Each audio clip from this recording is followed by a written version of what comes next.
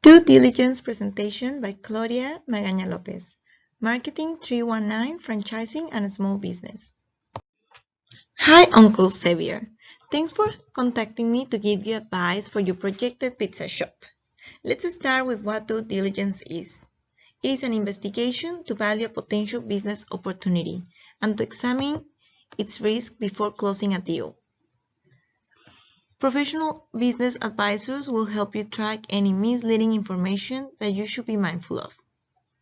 You should invest in doing your due diligence because the level of investment in opening a business is high. The process can take weeks or months. It depends on the level of investment and complexity of the business, but it usually takes around 16 weeks to 20 weeks. It should be undertaken by you and a professional advisor, such as an accountant, lawyer, business broker, specialist consultant, bank manager, financial planner, and some people also take advice from mentors, family and friends, networking, or other business owners. Some questions to ask yourself. What level of income do you want to achieve each year? What is your expected return on investment? Are you planning on giving job opportunities to your family? Are you wanting to expand? Are you willing to invest money and time for your business venture, especially at the beginning? Do you want to be the business manager of the pizza shop and the owner and make your own rules, or do you want to take on a business that already has a structure in place? Let's explore the different types of business models. Startup business.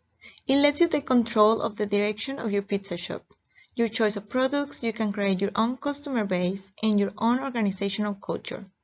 You can have work-life balance and more flexibility. You can start trading with a lower cost base. You can build an asset to pass on your generations. However, the disadvantages are that raising capital is harder, building customers base from scratch takes longer, and also the organization system takes a while. The learning expenses, because you don't know what works and what doesn't yet. And there's also higher risk of failure. Due diligence for a startup. Consult other small business owners. Learn about the industry and research market trends. Find out what licenses and permits will you need. What about the equipment, service fees, insurance, products, staff, lease, taxes, and intellectual property.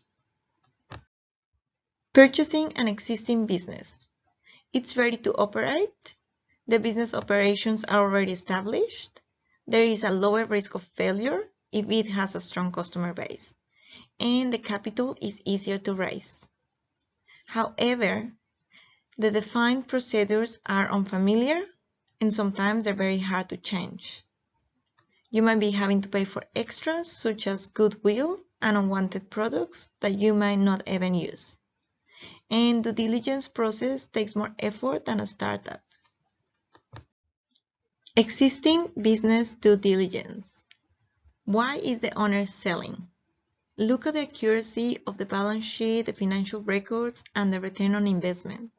Calculate purchasing price with market-based, asset-based, or earning-based valuations. What will happen to the existing staff? Does the business have any current debt? Are permits and licenses easily transferable to you? When does the existing lease run out? Will suppliers and price stay the same?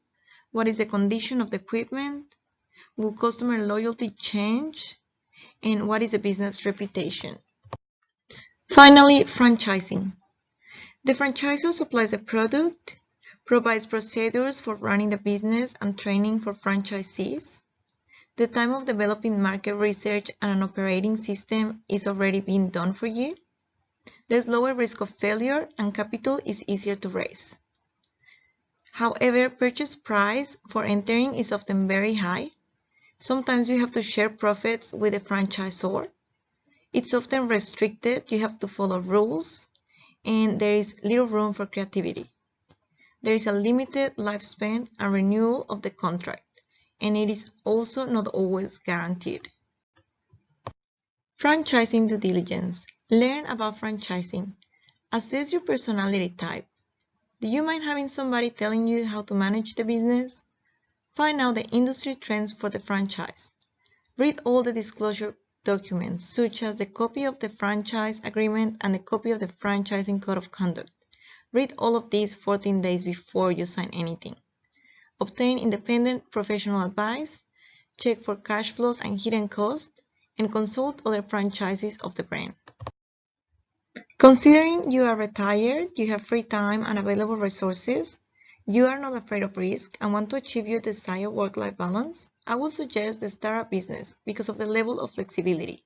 I highly suggest that you invest the money and time on seeking due diligence advice from a business advisor.